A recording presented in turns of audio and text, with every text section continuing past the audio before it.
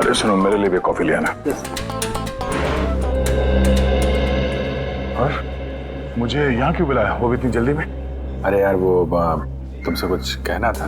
हाँ, वो समझ में नहीं आ रहा कैसे कहूँ।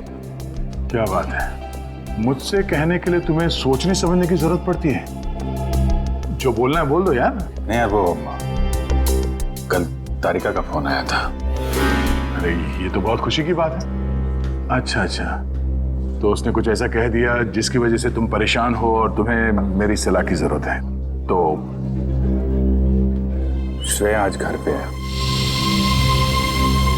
तो उसको देखने एक लड़का आ रहा है। Sir coffee.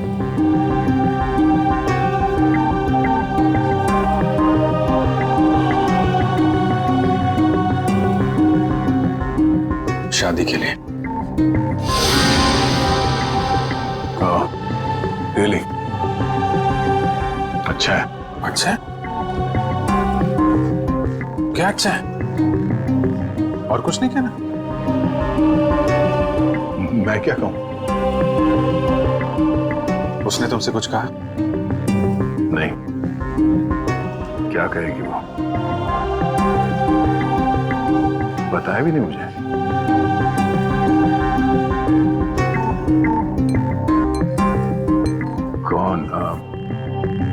कौन है वो? उसके पिताजी के दोस्त का बेटा है। आज शाम 4 बजे वो लोग आ रहे हैं उसके घर पे। अच्छा है, श्रेया के लिए अच्छा है। सच्चाई से भागने की कोशिश मत करो दया, बात करो उससे। मैं क्या बात करूं उससे? अरे अपने बारे में, उसके बारे में।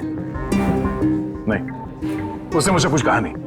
और किसी के साथ उसकी शादी होने वाली है, वो खुश है, मैं भी खुश हूं यार।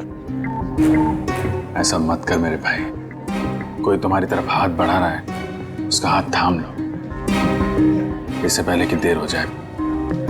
अभिजीत, तुम जो कह रहे हो शायद मैं नहीं कर पाऊं यार। अरे लेकिन क्यों नहीं कह पाओगे? यार तुमने भी तो अभी तक डॉक्टर तारिका से कुछ नहीं कहा। जो काम तुम खुद नहीं कर सकते, प्लीज उस बात की नसीहत तुम दूसरों को मत दो। यार अभिजीत, सॉरी देखो, मैं ये नहीं कर सकता। खड़े हो जाओ। हाँ, मैं कहता हूँ चुपचाप खड़े हो जाओ। चलो मेरे साथ। कहाँ? अरे चलो तो। अरे यार चलो अभिजीत सुनो तो। चलो।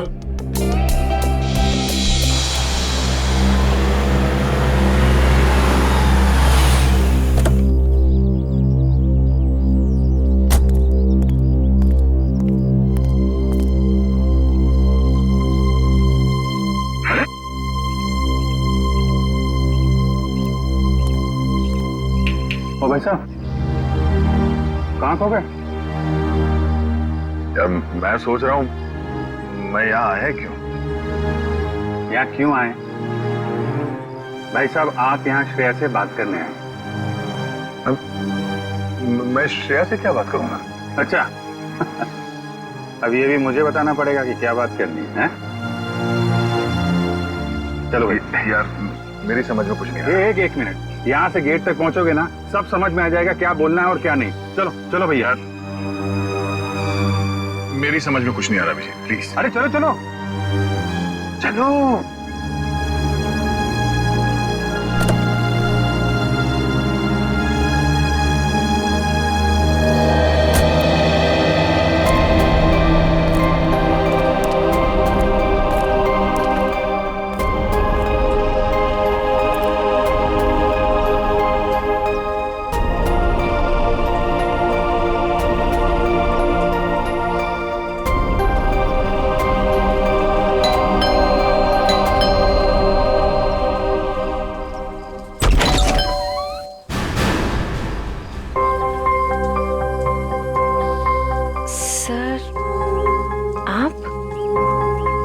हाय श्रेया, कैसी हो तुम?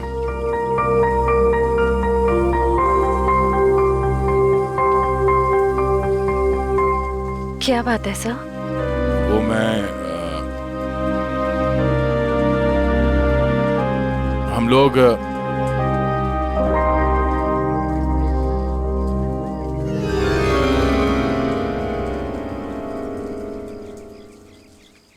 अभिजीत सर?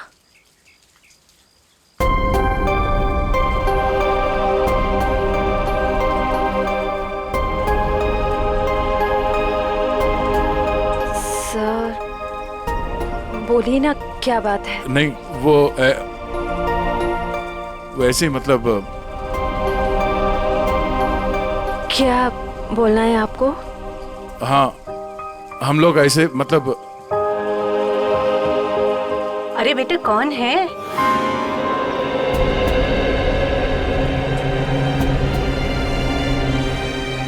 अरे दया बेटा, बाहर क्यों खड़े हो? अंदर आओ। श्रेया, उन्हें अंदर बुलाओ। हाँ सर, आइए ना प्लीज।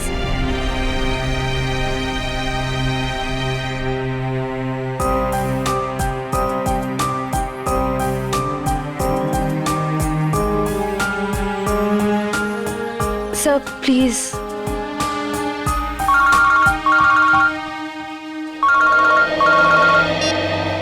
हेलो। हाँ अच्छा ठीक है। सॉरी मुझे जाना होगा, कुछ अर्जेंट काम है। मैं फिर कभी। हाँ हाँ, अब तो आना ही होगा। श्रेया की शादी में तो आओगे ना?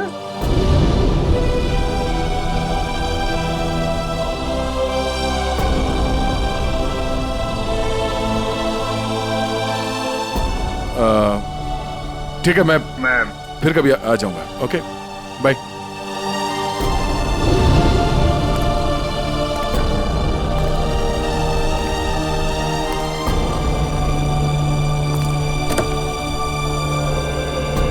क्या हो, बात हो गई? नहीं, ये फोन आ गया, खून हुआ है, हमें जाना होगा।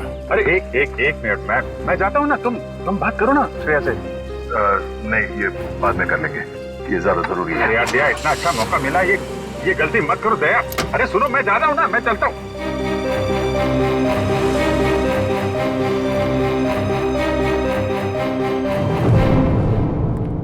लाश किधर है?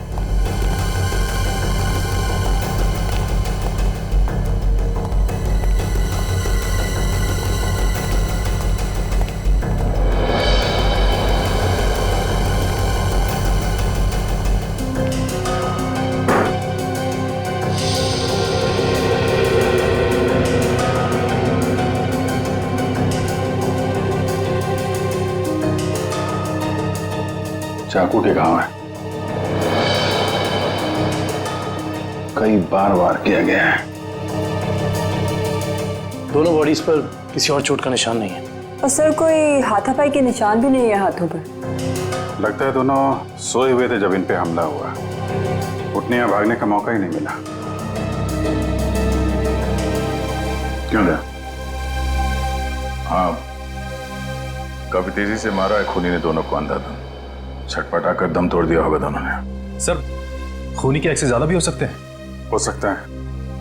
कमरे की तलाशी लो, देखो हथियार कहाँ है। तुम में से किसी ने देखा खून होते हुए? नहीं साहब, हम दोनों जब अंदर आए।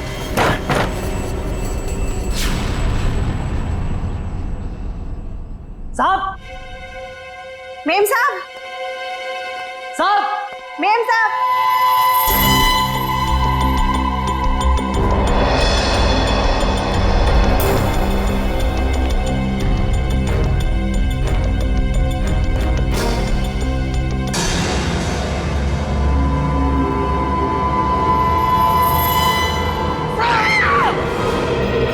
बाहर रहते हो और घर के अंदर खून हो गया है?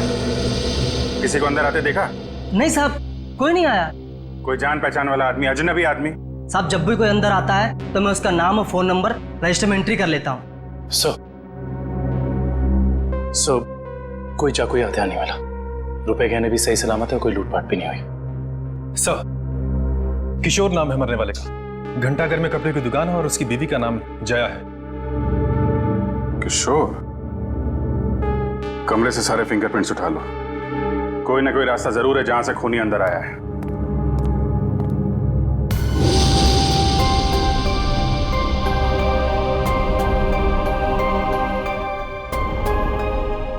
एक श्रेया आपके लिए खास है और एक श्रेया दया सर के लिए खास है।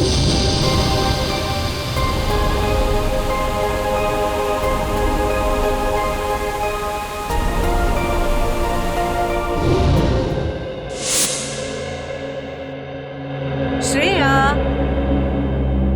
बेटा तुम कहाँ खो गई हो?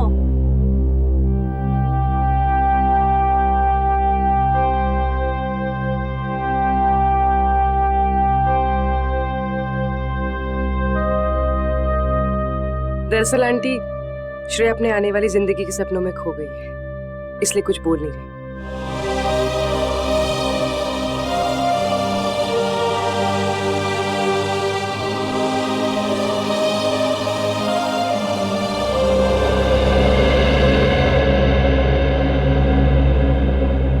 ये दे, ये तुम पे कितना अच्छा दिखेगा, है ना?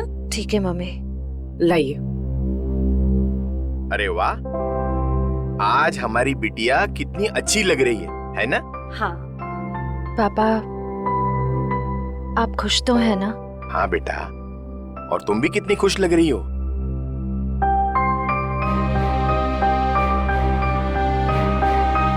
देखो, हमारी तरफ से तो हाँ है, बस अब लड़का लड़की एक दूसरे को पसंद कर ले, बस।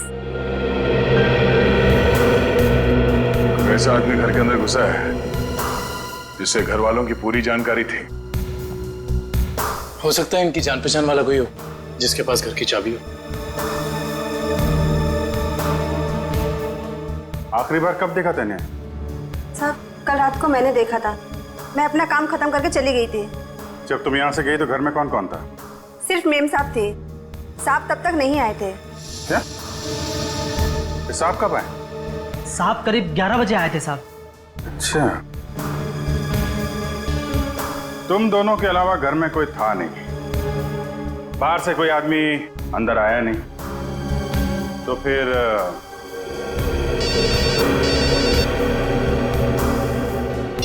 हेलो? हाँ, क्या? और 2 लोगों पे हमला?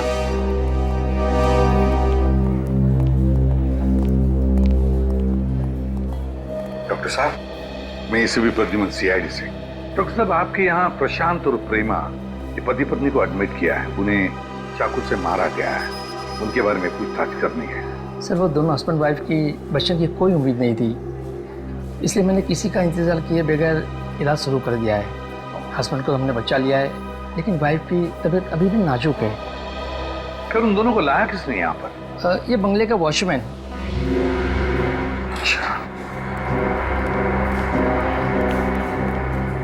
सुनो दोस्त, क्या नाम है तुम्हारा? रमेश। क्या हुआ वहां पर, बताओ जरा। साहब, मैं बंगले के बाहर था। मैंने अचानक साहब के चीखने की आवाज सुनी। मैं भाग के अंदर गया और मैंने देखा कि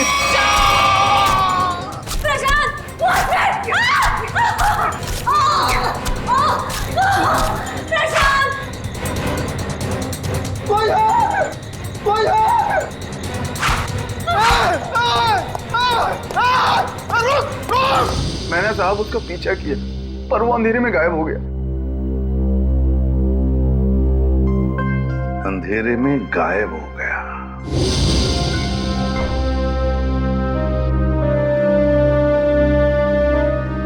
श्रेया, क्या सोच रही?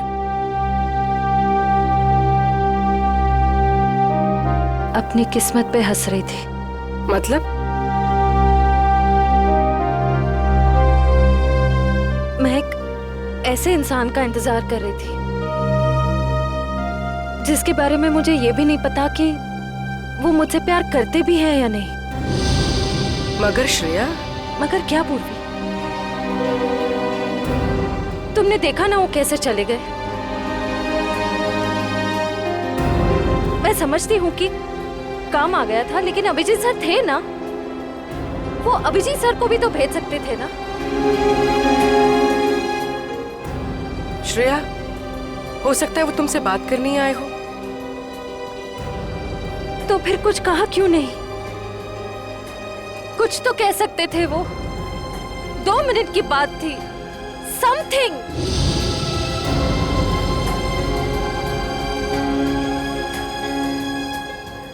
वो मुझसे प्यार ही नहीं करते।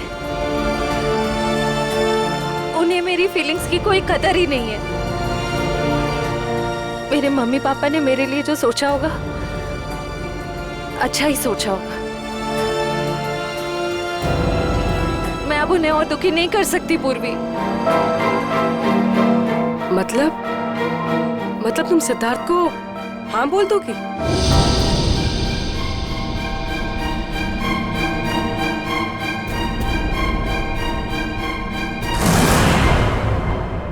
प्रशांत जी,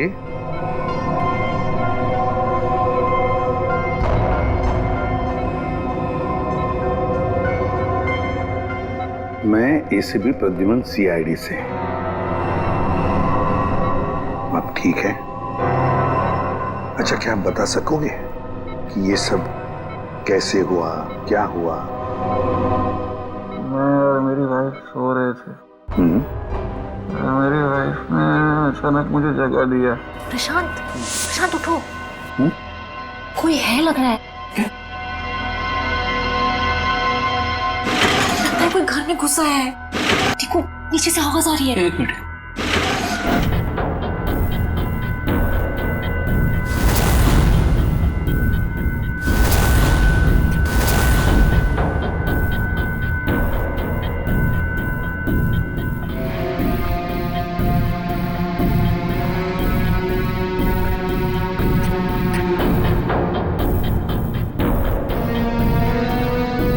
प्रशांत, मुझे डर लग रहा है। प्रशांत, डरो मत, जरा बैठो, मैं हूं ना।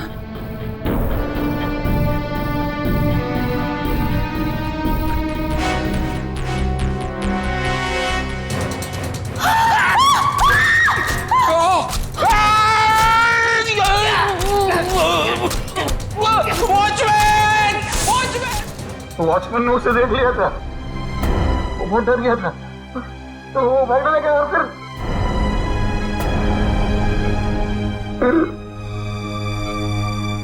कुछ याद नहीं आ रहा है। ठीक है, कोई बात नहीं, कोई बात नहीं। अच्छा, एक छोटा सा सवाल। आपने उस कोनी का चेहरा तो देखा होगा ना?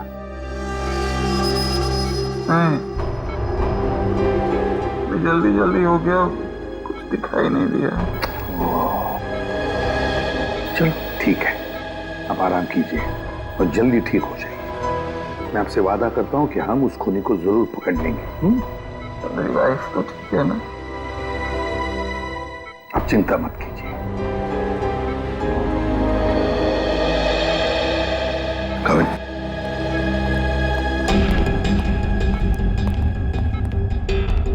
पहले 2 लोगों का खून और अब फिर इन दोनों पर हमला।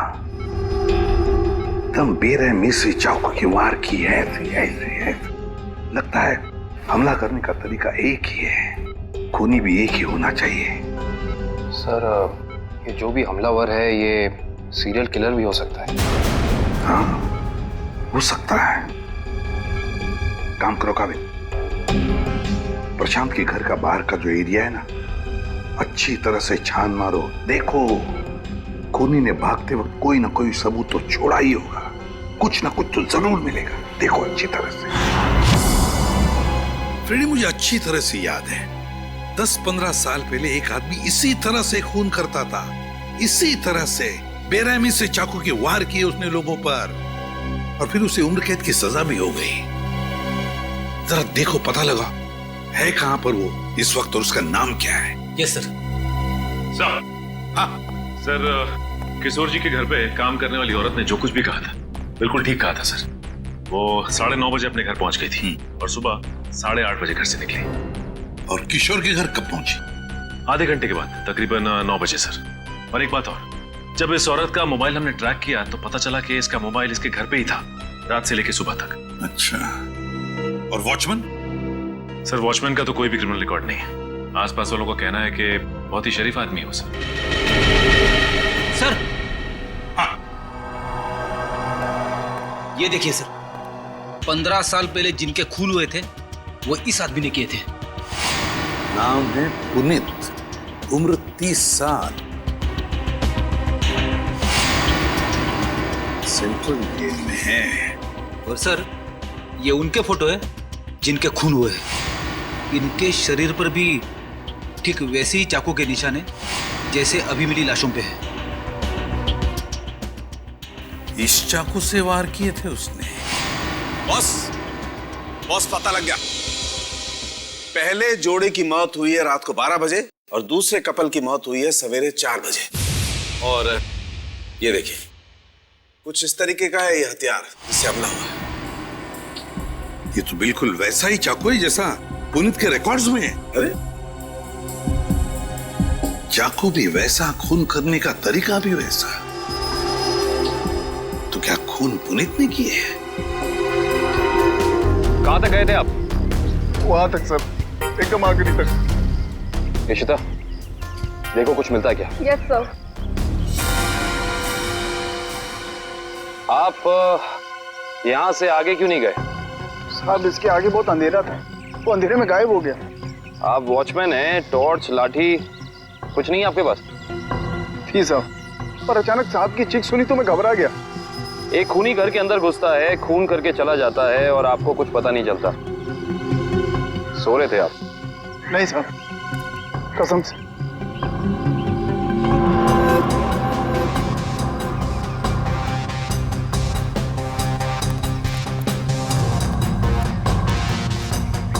सर। हाँ करण। सर, कमरे और खिड़कियों पर से सारे फिंगरप्रिंट ले लिए सर। गुड। हाँ इशिता।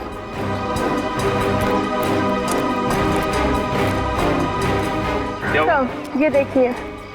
ओह,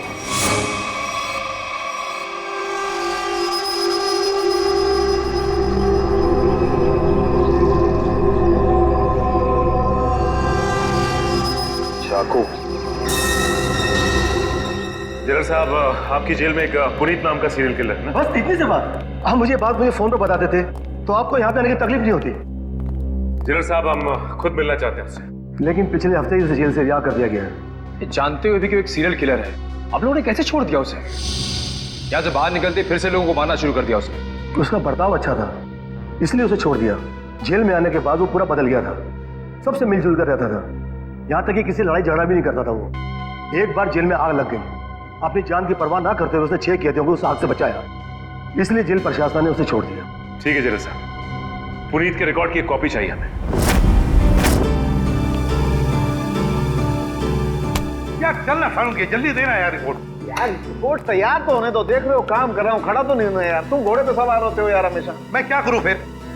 1 मिनट जरा तस्वीर रखो, देता हूँ। 1 मिनट रुको यार।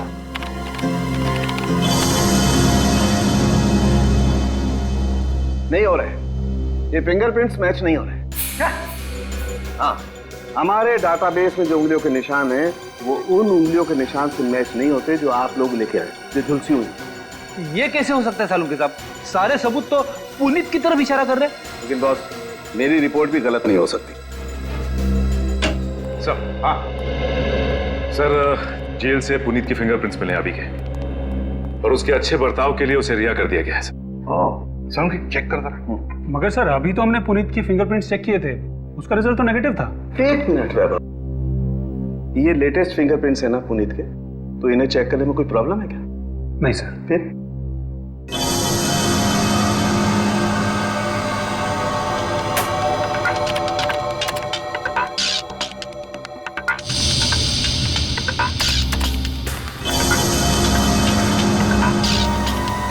हाँ बॉस, ये फिंगरप्रिंट्स मैच हो गए। ग्रेट। ये उंगलियों के निशान भी थोड़े से जले हुए हैं, झुलसे हुए हैं। सर, इस जेलर ने बताया था कुछ दिन पहले जेल में आग लग गई थी और इस पुनीत ने उस आग में से कुछ लोगों की जिंदगियां बचाई थी। Puneet, serial killer Puneet. Jail में आग लगती है तो बाकी कैदियों की जान बचाता है, अच्छे बर्ताव के लिए रिहा भी होता है। कहीं ऐसा तो नहीं कि ये पुनीत फिर से अपनी पुरानी आदतों पर उतर आया? तुम पुनीत की बेटी हो? जी सर। क्या नाम है तुम्हारा बेटा? संध्या। संध्या। अच्छा संध्या है ना? क्या ये तुम्हारी माँ है? जी सर। अच्छा एक बात बताओ बेटा, क्या तुम अकेली रहती हो या तुम्हारे साथ और भी कोई है इस घर में? मेरा छोटा भाई आशु। आशु बाहर आओ। जी दीदी। सीआईडी वाले आए हैं, पापा के बारे में पूछ रहे हैं। सर कुछ पता चला पापा के बारे में? आपके पापा आपको बता के नहीं गए कि वो कहाँ जा रहे हैं? जी सर, कल शाम को पापा को एक कॉल आया था नौकरी के लिए और पापा ने कहा मैं रात तक लौट आऊंगा, पर पापा अब तक आए नहीं और उनका फोन भी बंद आ रहा है। क्या नंबर है उनका? 125-230-82330। मेरे पापा ने कुछ नहीं किया सर। उन्होंने मेरी कसम खाई है, वो कभी कोई गलत काम नहीं करेंगे। मम्मी भी हमें छोड़कर चली गई है, उनके सिवा हमारे कोई नहीं है। मैंने पापा से कहा है कि हम सूखी रोटी खा लें, पर कोई कभी गलत काम मत करना प्लीज सर। मेरे पापा को कुछ मत करना, अब वो सुधर गए, वो कोई बुरे काम नहीं करते। अब तो दुनिया वाले भी हमें ताने देते,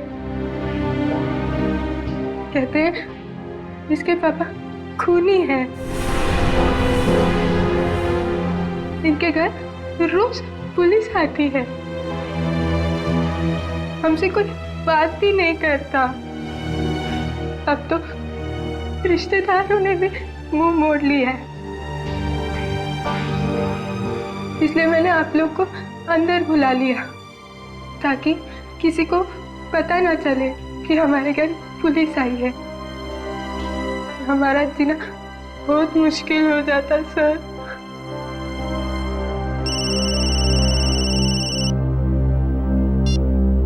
हेलो, क्या? ओके। क्या हुआ? सर प्रशांत जी की वाइफ प्रेमा जी की हॉस्पिटल में मौत हो गई है।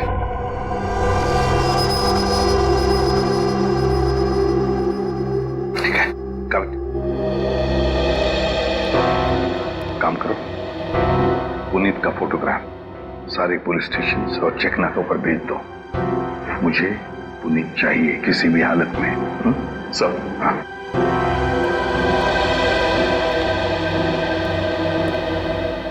देखो बेटा, मैं तुम दोनों से वादा करता हूं, अगर तुम्हारे पापा सुधर गए हैं और उन्होंने कोई गलत काम नहीं किया है तो मैं उन्हें नौकरी दिलवाऊंगा, शहर से दूर, ठीक है? और एक बात, अगर तुम्हें किसी भी चीज की जरूरत पड़े तो मुझे फोन करना, ठीक है? चलो, अपना ख्याल रखना, ओके? सर, पुनीत शांतिनगर इलाके में है, एक लोकल कॉप रतन उसका पीछा कर रहा है। रतन से कहो उसे अपनी आंखों से ओझल ना होने दे, हमारे ऑफिसर्स आते ही होंगे अभी।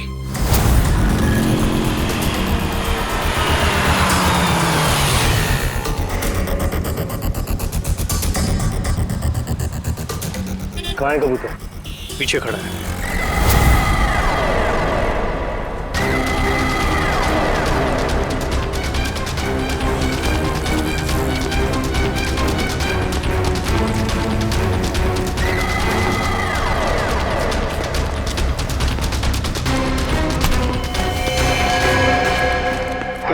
क्यों पकड़ रहे मुझे? मैंने कुछ नहीं किया।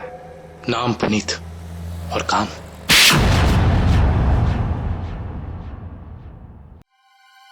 मैं सच कह रहा हूं साहब, मैं कसम खा के कह रहा हूं, मैंने ये नहीं किया, मैंने कोई भी खून नहीं किया साहब।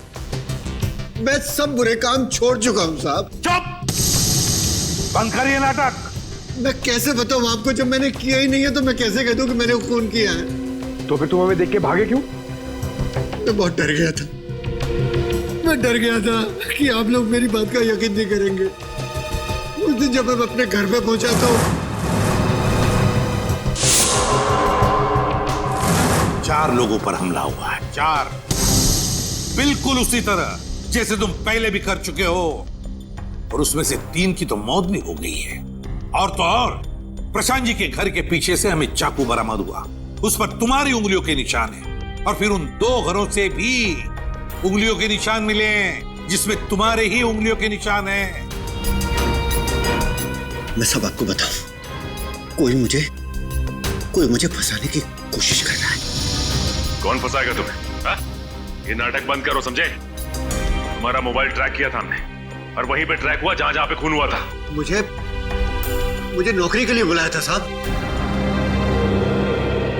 मुझे किसी ने फोन करके मुझे 11:30 बजे सानपाड़ा में बुलाया। मैं वहां गया, वहां मुझे कोई नहीं मिला। मैंने इंतजार भी किया। मैं सच कह रहा हूं साहब, मुझे दूसरा फोन आया, सेंटर पे बुलाया मुझे 3:30 बजे। कोई सिक्योरिटी गार्ड का जॉब था। मैं सच कह रहा हूं साहब, आप मेरा एक काम कीजिए, आप फोन चेक कर लीजिए मेरा।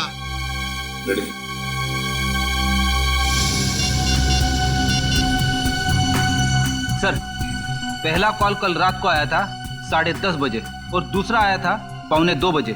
दोनों अलग अलग नंबर से कॉल किए गए हैं, अलग अलग लैंडलाइन से। पुनीत, हम पता लगा ही लेंगे कि कहां से फोन आए थे। और बड़ा कारोबार जो है आपका। आपकी बात बिल्कुल सही है भाई साहब, लेकिन सिद्धार्थ ये साबित करना चाहता है कि मेरे सपोर्ट के बगैर वो बिजनेस में टिक सकता है कि नहीं। वैसे भी सारा कारोबार उसी का तो है, कभी भी ज्वाइन कर सकता है। Well Siddharth, I am impressed.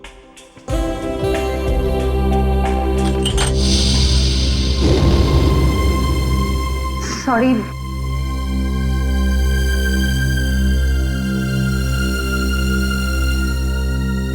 चाय कहीं हाथ पे तो नहीं गिरी आपके?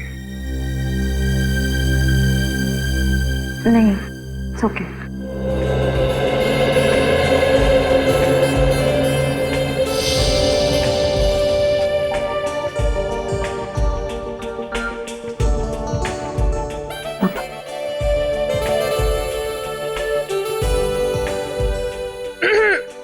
भैया, पापा अपनी चाय की वेट कर रहे हैं।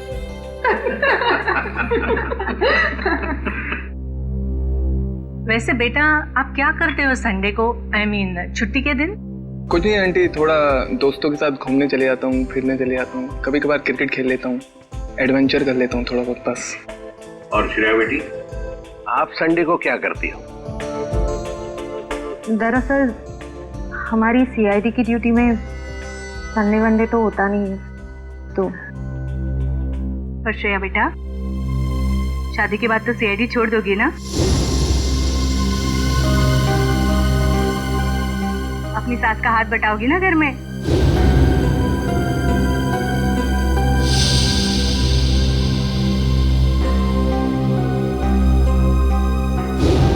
मम्मी, अगर श्रेया को आफ्टर मैरिज जॉब करना पसंद है तो वो कर सकती हैं। मुझे कोई एतराज नहीं है अगर उन्हें पसंद है तो जॉब करना।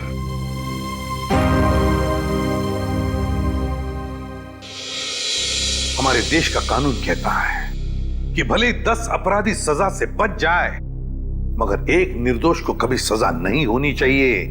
निर्दोष को सजा नहीं होनी चाहिए। सर, हाँ, पुनीत को जो 2 फोन आए थे वो रेलवे प्लेटफॉर्म के पीसीओ से किए गए थे, अलग अलग पीसीओ से।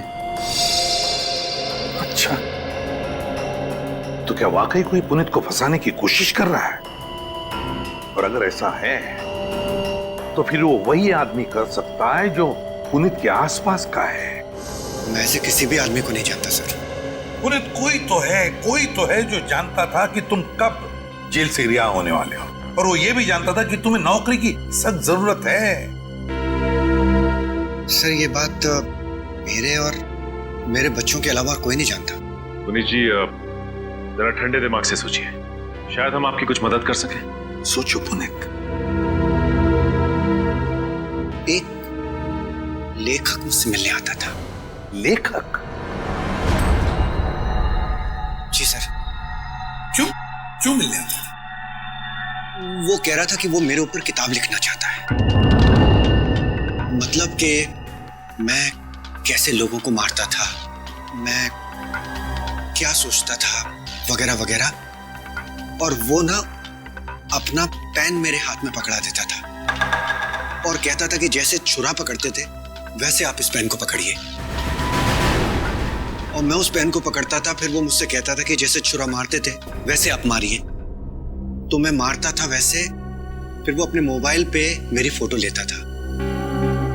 वो कोई 6 महीने पहले मुझसे मिलने आया। बाद में 8-10 दिन के बाद में वो गायब हो गया, फिर मुझे कभी नहीं मिला। है कौन ये लेखक? क्या नाम क्या है उसका? दिखता कैसे था?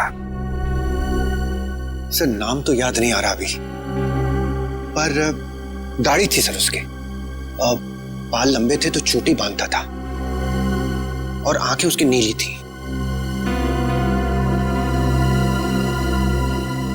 तकरीबन सर के जैसी हाइट थी।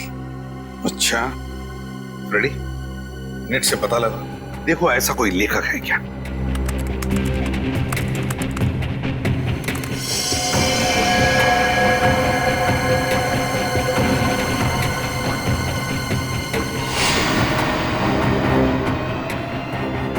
सर, ऐसा तो कोई लेखक है नहीं। ऐसा कोई लेखक है ही नहीं। ऐसा तो कोई लेखक है नहीं। सर, ये भी तो हो सकता है कि ये कोई लेखक ना हो, बल्कि कोई ऐसा बहरूपिया हो जो पुनीत के बारे में सारी जानकारी लेने के लिए आया हो। सचिन, ये बहरूपिया ही है, लेखक नहीं, बहरूपिया ही है। इसी ने पुनीत को 2 बार फोन करके बुला लिया था, सिक्योरिटी गार्ड के नौकरी के लिए और कॉल सेंटर पर। भले इसने लैंडलाइन से फोन किया हो, मगर उसके पास सेल फोन तो होगा ही ना, जरूर होगा सेल फोन। काम करो, उस वक्त इन दोनों जगहों पर पता लगाओ कौन कौन।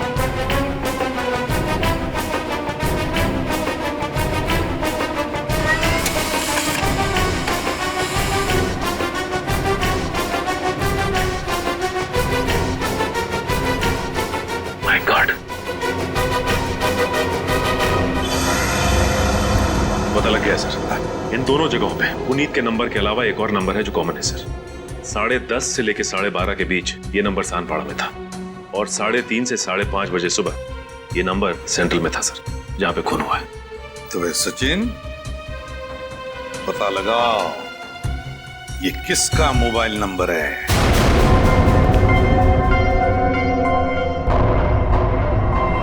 मिस्टर प्रशांत किस रूम में मिलेंगे? 1 मिनट। Deluxe room number 4।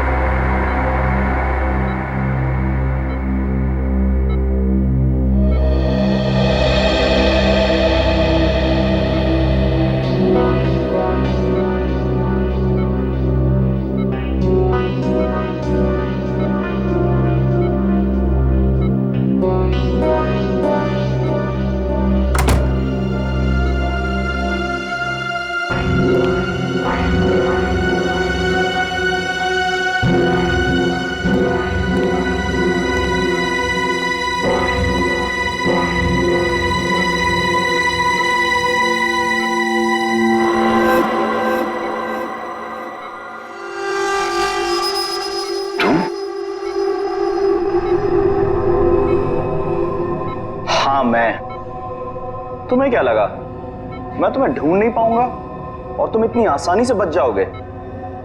ऐसी बात नहीं है, मेरी हालत तो देखो। हालत कुछ भी हो, मुझे मेरे पैसे चाहिए।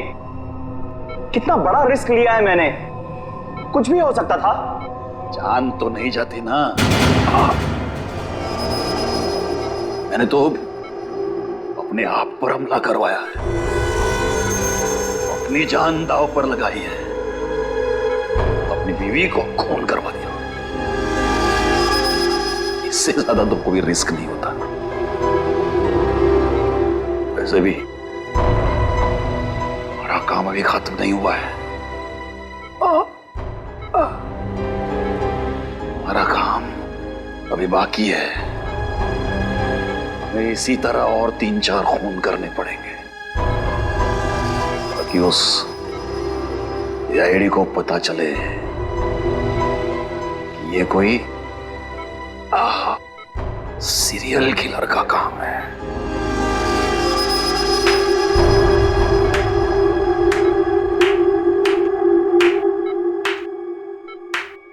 प्रशांत जी, बहुत खेल खेल लिया, अब हमारी बात। अब हम खेल खेलेंगे तुम्हारे साथ। इसका मतलब है आप लोगों ने हमारी सारी बातें सुनी? हाँ, हमने सब सुन लिया और यही सुनने के लिए हमने खेल भी रचाया था तुम्हें फंसाने का, और फंस गए तुम। इसे जानते हो ना, तुम्हारा आदमी। लेकिन अब ये तुम्हारा आदमी नहीं, हमारा आदमी, हमारा आदमी। सरकारी गवाह है ये, समझे? सरकारी गवाह।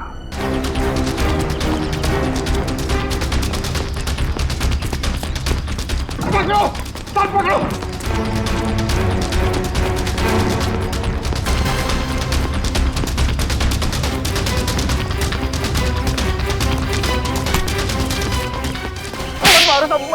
मैंने कुछ नहीं किया। कुछ नहीं किया मैंने। कुछ नहीं किया तो फिर हमें देखकर भागा क्यों? साहब मैं तो छोटी मोटी चोरी करता हूँ। आप लोगों को देख के डर लगा तो भाग निकला। की दाढ़ी में तिनका। कल रात शांतिपारा और सेंट्रल एरिया में 4 लोगों की जान गई। मैंने किसी की जान नहीं ली। किसी की जान नहीं ली? नहीं, किसी की नहीं ली। ठीक है, लेकिन तुम भी इसकी जान मत लेना। बस 4 गोलियां दाएं पैर में और 4 गोलियां बाएं पैर में ठोक दो, ताकि जिंदगी में भागने लायक ना रहे। नहीं।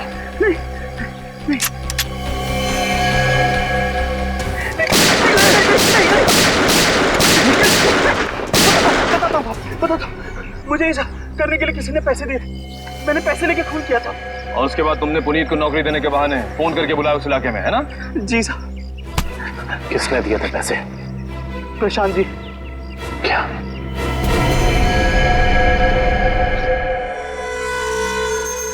ना पड़ा धोखा। तुम्हें क्या लगा सिर्फ तुम ही धोखा दे सकते हो, हम नहीं? बताओ, क्यों किया तुमने ये सब? अपनी बीवी से बदला लेने के लिए। मैं कितना प्यार करता था उससे। क्या कुछ नहीं किया मैंने उसके लिए। और उसने मुझे धोखा दिया। किसी और के साथ भाग जाना चाहती थी वो। इसीलिए मैंने मेरी बीवी के खून का प्लान बनाया। पुनीत को फंसाने का प्लान बनाया, हैं? तुम्हें पता था कि वो जेल से बाहर आने वाला है? हाँ, मैंने पुनीत को भी अपने प्लान में फंसाया। और इसीलिए एक लेखक बनकर तुम उससे मिलने गए, ये कह के कि तुम उस पर किताब लिखना चाहते हो, और इसी बहाने तुमने उसके फिंगरप्रिंट्स उठा लिए। अपने बीवी से छुटकारा ही चाहते थे तो उसे तलाक दे देते। उसे जान से मारने की क्या जरूरत थी? और तो और तुमने 2 मासूम लोगों की जानें भी ली। सिर्फ इतना ही नहीं, उन्हें एक मुजरिम जो अपने आप को सुधारना चाहता था, उसे भी अपने घिनौने प्लान में बलि चढ़ाने का सोच लिया। तुम जैसों को तो कड़ी से कड़ी सजा मिलनी चाहिए, फांसी होनी चाहिए, फांसी। लो भाई, आ गई तुम्हारी मंजिल। अब क्या हुआ? यार इस बार तुम मुझे खींच के लाए हो ना, चलो बात कर लेते हैं। अरे यार वो मैं सिर्फ ये जानने आया था कि श्रेया ने उस लड़के को वहां बुलाया या नहीं। नहीं, कब भी पता नहीं चलेगा जब गाड़ी से नहीं उतरोगे तो। चलो भाई यार अभिजीत, तुम जाके देखो यार। क्या मतलब? मैं? हाँ। मैं क्यों करूं यार? तुम्हारा काम है, तुम जाओ करो यार। यार तुम मेरे लिए इतना नहीं कर सकते? अच्छा ठीक है, लेकिन ये उधार रहा है। हाँ हाँ बिल्कुल, तारिका से मैं बात करूंगा तुम्हारे लिए। नहीं प्लीज आप दूर ही रहिए, मैं अपना संभाल लूंगा यार। नहीं तुम इधर ही रहो, मैं आता हूँ पता करके।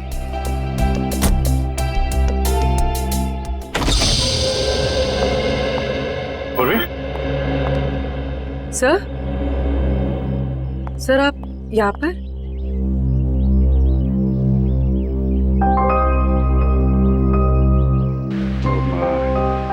श्रेया कहाँ है?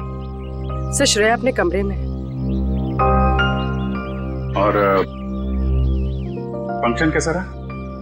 सर फंक्शन ठीक था सर। सिद्धार्थ अच्छा लड़का है सर।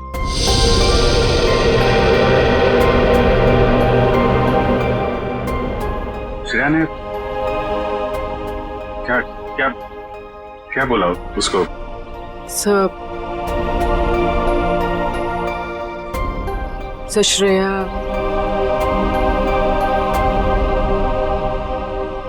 श्रेया ने हाँ कह दी।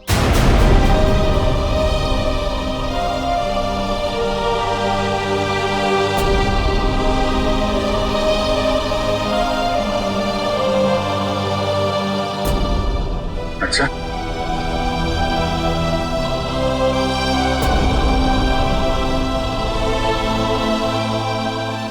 ओ ठीक, एक मिनट।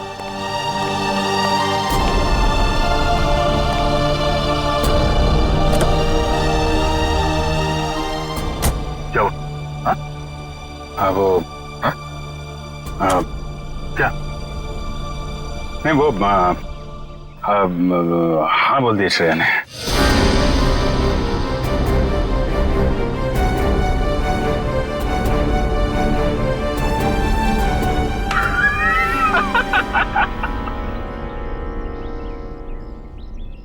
अरे यार क्या लड़का आया नहीं, तबीयत खराब हो गई उसकी।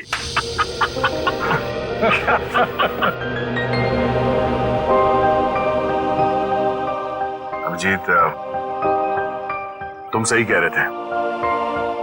श्रेया को अपने दिल की बात बता देता हूं मैं कि मेरे दिल में क्या है।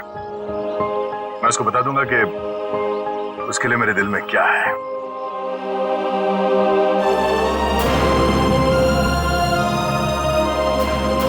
क्या बीतेगी दया पे जब उसे पता चलेगा कि श्रेया ने